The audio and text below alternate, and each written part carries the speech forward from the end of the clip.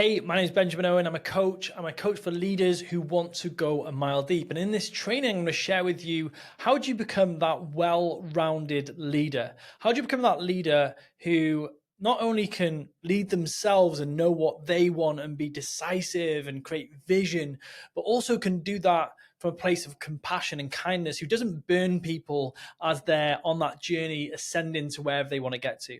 How do you become that disciplined person that once you've decided upon what you want to create, that you can operationalize that vision into really great structures that you can obey to make certain that you achieve your goals? And finally, how do you become that leader who can think continually at a higher level to replace paradigms, old thinking, maybe thinking that you've inherited from your local community, your family, it could be your old business partners? How do you ascend and change those paradigms? I'm going to talk about a mile deep leadership in this podcast, this training, this video, wherever you're watching it.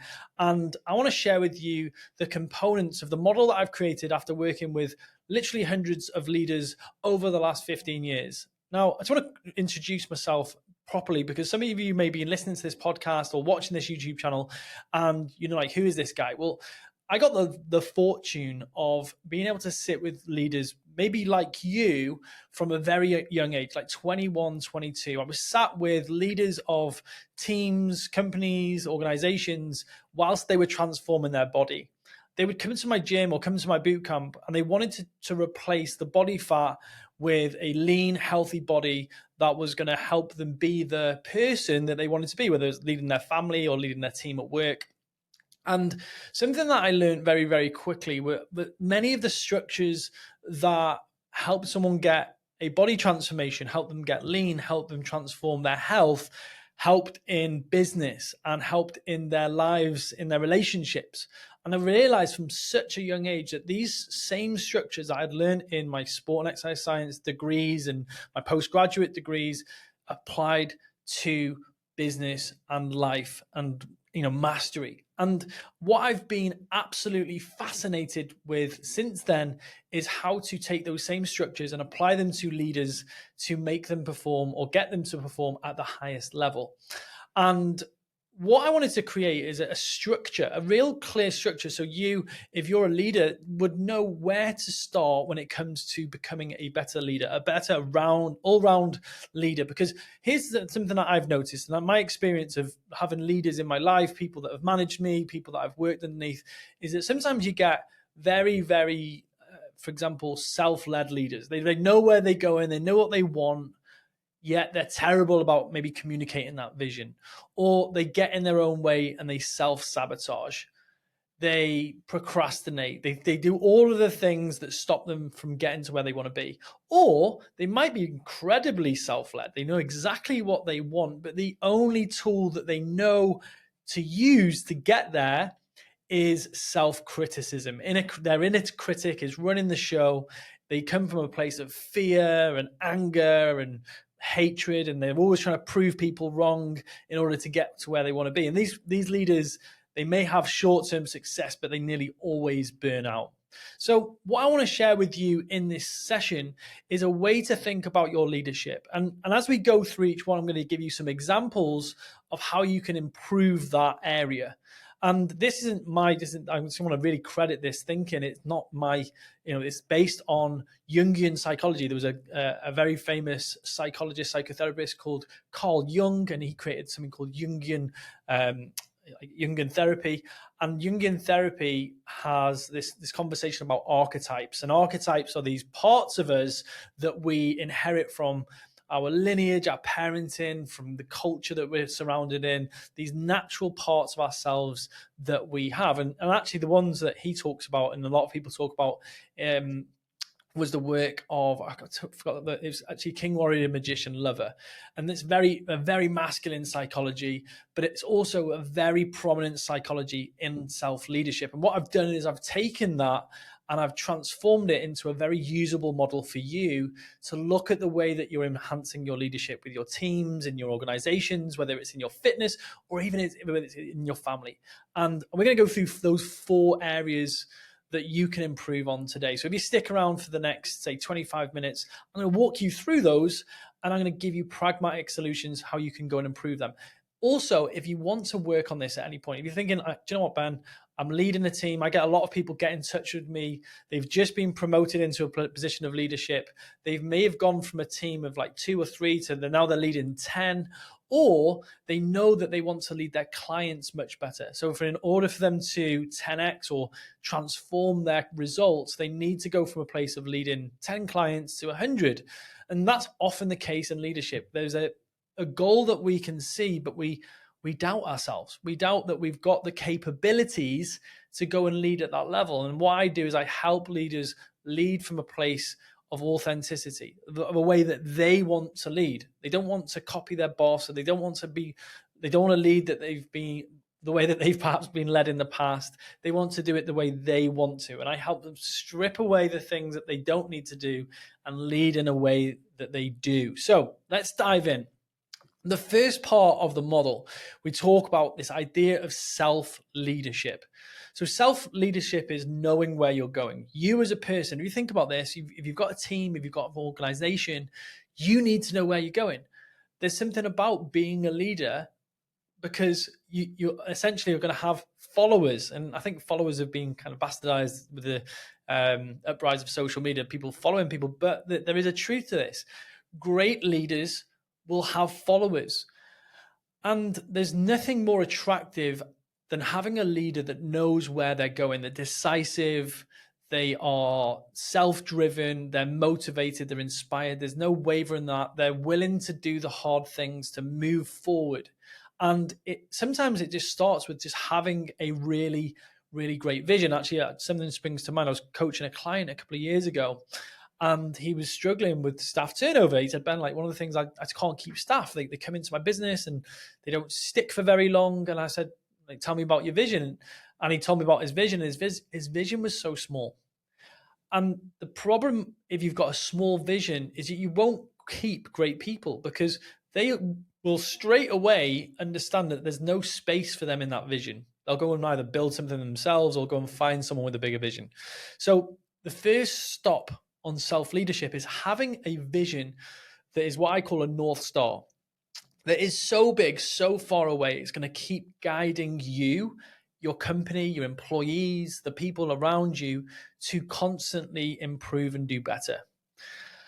And this is part of the first step in my process, is spending time creating a vivid vision of the future. Now, there's a really important word here, which is vivid. And this is something that I've really come to understand in my work over the last, say, 5 years, which is unless you create a vivid vision of the future, you'll be controlled by the narrative or the story or the vision from the past, because your brain will default to the path of least resistance. It's like, I can see the path is obvious. So the past is obvious. I can see it. I've experienced it. I'll just perpetuate that.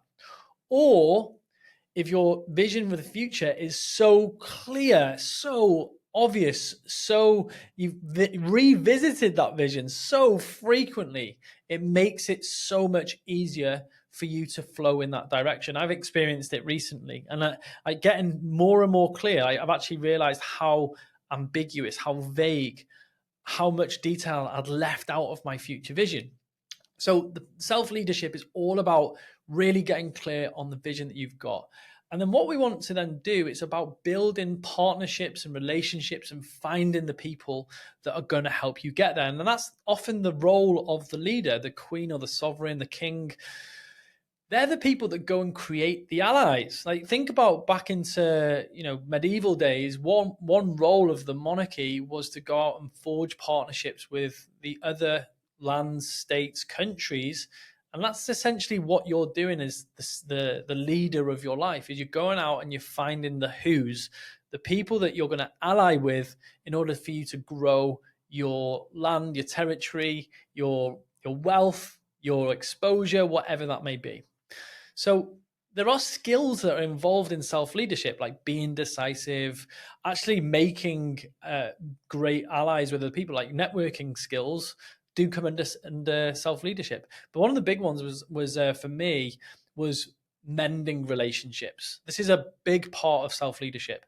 is that a lot of the work I've done with leaders in the past is actually learning how to have the hard conversations and actually repair relationships that have been broken, whether that's relationships with your parents, whether that's relationships with old staff members. It could be repairing relationships with people in the business right now. Your role as the leader is to be able to do that. And when we go a mile deep into your leadership, that is one of the things that we'll cover, because it's not only about having the big vision, it's about bringing the people together in order to create that vision. So that's got a huge ability of self-leadership is actually the ability to bring people together in harmony to forge a path forwards to a common goal, a shared vision. And this is something actually I experienced when I was working through this, is that sometimes as a leader, you've got to be okay about imposing your will upon other people. And that was something that I actually had a big challenge around. I was like, this is something I talked about. I worked with Phil Stutz's group from the Tools. I worked with a really great coach called Kristen Sargent, and she was very, very, very profound in the way that she coached. And she showed me, Ben, like one of the struggles that you're having is imposing your will upon others, and great leaders are okay about doing that. This is where we're going. Trust me, push the big old trust button. I want you to do this. I know it's going to be good for you. And sometimes we've got to be okay about doing that. And part of self-leadership and being a great leader is doing that. So the way this is actually going to look, it's like creating a 10x goal. So really, really clear. It's the first thing you do when you want to become more self-led. Really getting clear what a 10x goal is for you. The second thing is knowing which battles to fight. Like, what are you going to put your attention on? What problem are you actually going to solve? What project are you going to create? One project at a time. This is known as the crux. And what we want to do is we want to get clear on what is the issue that you want to put your attention on in that quarter. Now, for different people at different parts of their development, it's going to be different. Like, it could be self-care. It could be something like hard conversations. It could be mending relationships. It could be even like financial literacy. It could be, what battle are you going to solve in the next 12 weeks that if you solve that, you're guaranteed to go towards the goal that you want. The next one is being the lead character in your life, like main character energy, as Poppy likes to call it, main character energy. And what that means is that sitting on your own internal throne. And what I mean by this is that I realized that for a big portion of my life, I had put other people on my internal throne. I was always asking, like, well, which direction should I go? How should I do this? Tell me which way to go. I had put mentors, coaches, parents, even friends on my internal throne, and I wasn't going after what I wanted. I was going after a mismatch of all what people told me I should want. And it was probably mid-20s when I realized I was doing that. And it was a huge, huge shift when I decided, actually, do you know what? I'm going to live life and lead on my own terms. So that's the next one. And the final one is building allies and partnerships, as I mentioned before. It's the finding of the who's. And I when I was like looking into self-leadership, it was about that, because there's looking at the model and looking at actually what is the role of the king or the queen or the person who's leading in their life. It's to go out and find those people that are going to help them move forwards. It's forging great partnerships. So that's self-leadership. The next one's self-discipline. And this is the quintessential, the warrior, the doer. And this is what so many people come to me struggling with, is self-sabotage. They get in their own way when they know what to do, but they don't do it. They don't do it for numerous reasons, because internally they self-sabotage, they stop themselves, or externally their plan is terrible. For example, I want to lose 10 pounds, but I'm going to train my way there using fitness. It's not effective. So what self-discipline is about is putting the structure, the reactive discipline, and the expansive discipline in place. It's working on three key areas of discipline. And this is something that really revolutionized the way I saw discipline when I broke it into three parts. Because structural discipline is about having the structures in place to achieve your goals. If you look back through some of my YouTube videos, I do talk about, have you got the structures in place to achieve your goals? It's about having structures in your day, your week, your month, your year, your quarter, whichever you need. It's a drumbeat in place to make achieving your goals an almost certain endeavor. The second thing is reactive discipline. It's the ability to manage your emotions in your mind and not react to stimuli as you're doing something. For example, I spent this morning making trainings. I mean, in front of the camera for probably about 2 hours, maybe 3 hours this morning. It's having that discipline not to want to check my phone, not wanting to go and dive into emails, not reacting to an emotional thought that comes up. It's about a mind management. And what I want to teach you is higher level mind management skills. And this is so important, is that if you think about this, as you transcend levels of responsibility and leadership, you absolutely need better structures for dealing with stress. Because if you think about someone like Jeff Bezos or even like Jay-Z or like some of the film stars that have so much stress and pressure and exposure, they have to have better ways of dealing with that exposure, and better ways of dealing with that stress. And so that's why I loved Phil Stutz's work, because Phil Stutz teaches film stars, billionaires, high performing business people how to manage their mind effectively. And my work with him and the tools group, and especially with Kristen, was like so transformative for me, because I started looking at my emotions differently and managing them differently. And the final one is expansive discipline. It's the ability to choose that hard decision in any given moment. It's that hard decision that you're avoiding making, that sweaty conversation that you're avoiding having. It's about choosing that uncomfortable growth-based decision moment to moment to moment. And when you've got those three types of discipline, what you notice is you have better structure, you have much clearer boundaries. So you have really clear boundaries, so you're more effective, your energy's way, way better, and you start showing up as a powerful person, like a powerful leader, because you can use things like anger in a productive way. And this is not me saying that you're going to come in and start looking at this model, using this model, and say you start being an angry, aggressive person. But there is a very, very powerful emotion inside so many of you, which is anger, and you are afraid of it. It's not something that you use as a tool. You use it as a weapon, and it's often against yourself. And so what a big part of discipline is about is learning to change your relationship with anger. It's really powerful for me. I've seen when men, like so many men that I've worked with, have changed their relationship with anger. It's dramatically shifted how they lead their life. And the final one is implementation. You're just going to get more things done when you have higher levels of self-discipline. You're going to get more stuff done. You're going to have more downtime, because when you are effective and you have deep time for connection, you become more effective, and it kind of spirals up. Whereas the opposite is that when you're not self-disciplined, you have less time, you connect less, so you're less effective, and it kind of spirals down. So we want to make sure that you're on this upward spiral of self-discipline. So there's two. Number three is self-development. Now, when I was making the model, I was like, is that just a bit too ambiguous, too vague, like self-development?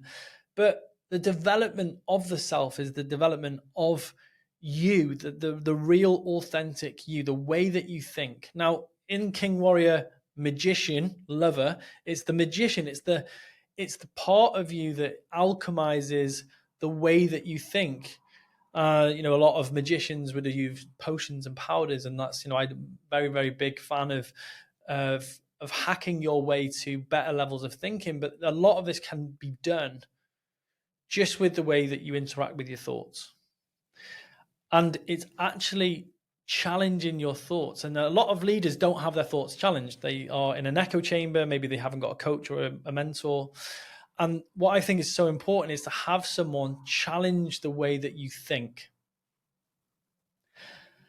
And then what that helps us do is that we improve the frame at which we see our problems, our life, our work. We want to keep elevating the frame.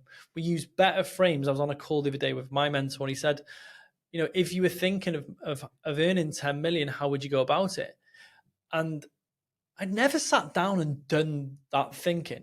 That was a frame that I'd never taken off the shelf. employed in my thinking. I was like, hang on a second, I could just put that in my calendar. I can spend some time. Like, if I was to go out and make 10 million from this company, how would I go and do it? And just give myself even the opportunity to think with that frame. And this is what I fear that I don't fear that. I do fear. Maybe I fear it for you. That we don't do. We don't use the frames that are available to us, because sometimes we just use the ones that we use, and we're all constantly solving the same problems. And then the next one is having the hard conversations, and this is actually the same as the self leadership one. Is like having hard conversations is actually developing the way or the mechanics as to which we use our language. And I think this is a self-development process, because one of the things that I noticed in my 20s was that I would do anything to avoid a hard conversation. I really didn't like having hard conversations, but I didn't have the language patterns. I didn't understand the mechanics of how to string together a hard conversation. I was so worried that I would just avoid the conversation entirely. Yeah, doing crucial conversations, reading Radical Candor, having hard conversations myself, leading my team way better, I noticed that they were often the most pivotal points of my personal leadership. So that's why I think it's so important to do that work. And then the final part of self-development is not becoming know thyself. It's not knowing yourself, it's testing yourself. There's a saying, it shouldn't be know yourself, it should be test thyself. It's actually going out and experimenting with new ways of thinking. And this is something I don't think a lot of leaders get the opportunity to do. It's like, if you just suspend that judgment or that belief that you're X, and just went out into your world this week and behaved like that, like Y, what would happen? And I think that helping people do more of this is very, very powerful, because when we start testing ways of being and showing up, we start to see massive shifts in our leadership. And this can be, for example, you've always led in a certain way. You've always been a micromanager. And one of the people in one of my groups, I said to her, I'll tell you what, why don't you just test this week where you're not going to micromanage. You're going to come from a position of pure coaching and leadership. How would you go and do it? And she said, I'll do this and do that. I was like, well, go and test it. Anyway, she came back the following week. She's like, oh my God, she's done this and more. I've just actually found out she's got all these talents that I didn't know about, but because I was micromanager, she wasn't showing them. And that is where real leadership takes care. Is you start finding you have 10 times more time because you're 10 times more effective with your staff and the people around you. So it's testing those things out. The final part of the model, and this is, I'm most excited about teaching this and sharing this, because this is the part of me which I think that over the last 15 years I had probably pushed into shadow a little bit. I'd probably pushed this down. I wanted to talk about this because it's really me, and it's the way that I lead, and it's the way that I'm passionate about helping other people lead, is from a place of love. And this fundamentally was the thing that I think that really resonated with me when I've transformed over the last 5 years. I was like, I really do think love is the best place to come from when you're a leader. And this is the insight, is that love is a force that does not burn out. It doesn't run out. When you love more, you get more love. And when you lead from a place of love and connection and challenge and support, you get the best from the people around you. But this is the difference. Most people lead from a place of fear. They're worried about the business. They're worried about their staff not doing enough. They're worried. They fear. They've actually done a podcast on this, which is like 6 fears of leaders. They're worried about being themselves. They come from a place of just being so critical of themselves. And because a lot of I'd also almost like the garden by which they grow their leadership from is fear, it strangles their ultimate level of performance. And this is what I think real, like, mile deep is, like going into the love part, because I think this is what I'm experiencing at the moment personally as well. The more capacity I give myself to love and receive love, the more I have it in my life. The more I lead from this place, the more my clients, my customers, my teammates, Poppy, my kids feel loved and connected. And I'm achieving more better results than ever in my life, and this is where I'm coming from. And the great thing about love is it doesn't burn you out. And I think that fear, short term, it can be a great motivator for change. It can help you do things. It can help get things done, but it burns you out if it's a long term fuel. It's not. It's like the kindling on a fire. It can get the fire started, but it won't keep the fire going. And so this is what I think is where we absolutely, like, say you're in, especially in your 30s and beyond, is that I can place a gamble, or what's it called? I can place a belief here that if you are burnt out, you're frazzled, you're fried, you're unhappy, you feel disconnected, you feel inauthentic with your leadership. You've been leading from a place of fear. There's some level of fear which is driving your leadership. And what it's about is removing that and replacing it with love. And what that does, it starts to help you lead from a place of compassion and kindness and creativity. And this isn't softness. This is by this, and I think this is something that I think that a lot of people worry about. Is like, if I become kind and loving and compassionate, do I become soft and a walkover? And no, it's not. It's having a soft front and a strong spine. Soft front means that I'm not reactive to the struggles and challenges that you bring to me, but I've got a strong, rigid spine that I can hold you and defend my position and help me move forwards. And I think that's the difference. So I think self-love is about developing a really soft front, that I'm not rigid, that if something hurts me, I can say, oh, that hurt, but I'm also not easily knocked over by it. I'm really powerful.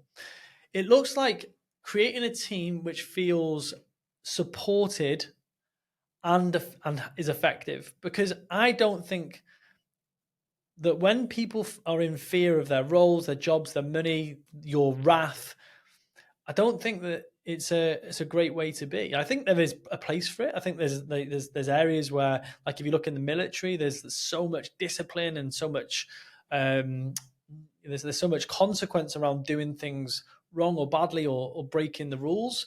I think there's places for that, but on the whole, in a lot of the businesses that you and I lead, is that you can have a very effective team that are compassionate, creative, and kind.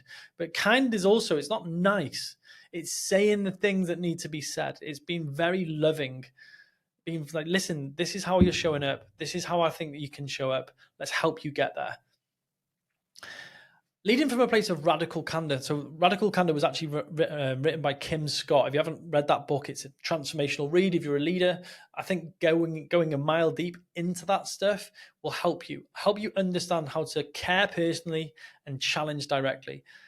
When you can be a leader that is very loving and very straight, direct, it makes you way more powerful, because not only do you get people changing their behavior, they change their behavior and they stick with you, versus being that obnoxious, insincere boss who makes flip comments, trying to get people to change, and it pisses them off and they leave.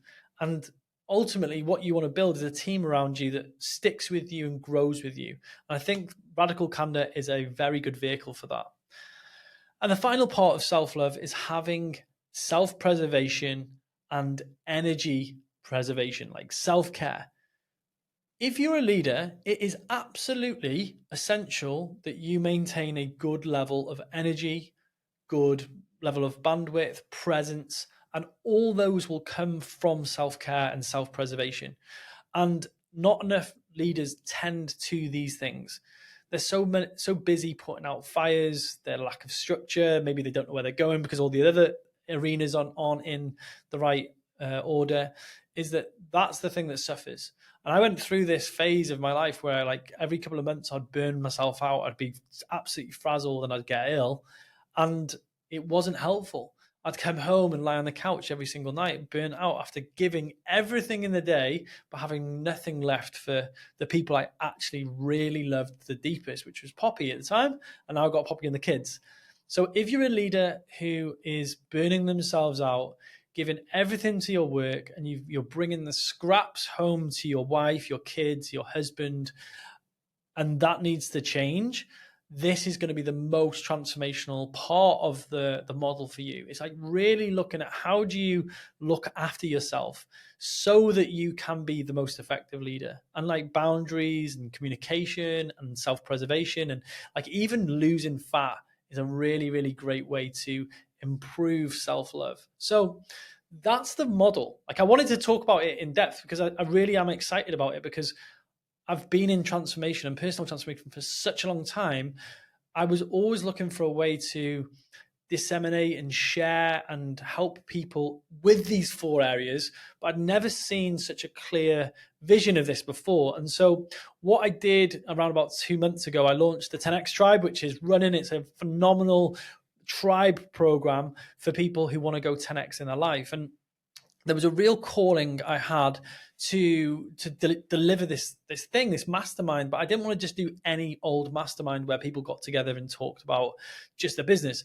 I wanted to go a mile deep. I wanted to really help people go into these 4 areas so that they could create so much transformation, so they could be an effective leader, so they could end self-sabotage, so they could get rid of the things that weren't helpful in their leadership, and they could become a world-class leader. One of those people that's like in the 1% of the 1%. And if you've been listening to this and you felt a real calling to lead at a higher level, at a level that you know that you're capable of deep down, but there's a couple of things that I've maybe talked about over those last 4 pieces that you'd like to go and really work on over the next 6 months, honestly, just reach out to me. I'm going to put a call to action like link in the description on this video, and I'd love for you to just like click on it and apply if this is something that you think would help you. Like say you've started a company in the last couple of years, or you've been promoted, or that you're in your own way and you know that you need to work on these 4 things. Let's have a conversation about where those 4 areas could be helpful in your life. You know, the conversation will be free. That's the best thing. It's like a free conversation. I'm going to talk to you. We're going to explore your life and your work and see if one of those 4 things is going to really help. It could be all 4. It could literally be all 4. I think it was for me over different frames of my life, but how it could actually help you. And let's see if something like that could actually help you achieve this impossible goal that you may have in, well, we're doing this in 2024 and beyond. So it's a 6-month program, which is going to help you implement what we've talked about over the last, say, 35 minutes. So thank you so much for watching the video. If it's something that's helpful for you and you've found it helpful, feel free to like or subscribe to the channel. And if it's something you want to have a conversation about, feel free to go over to that link and just drop in your details.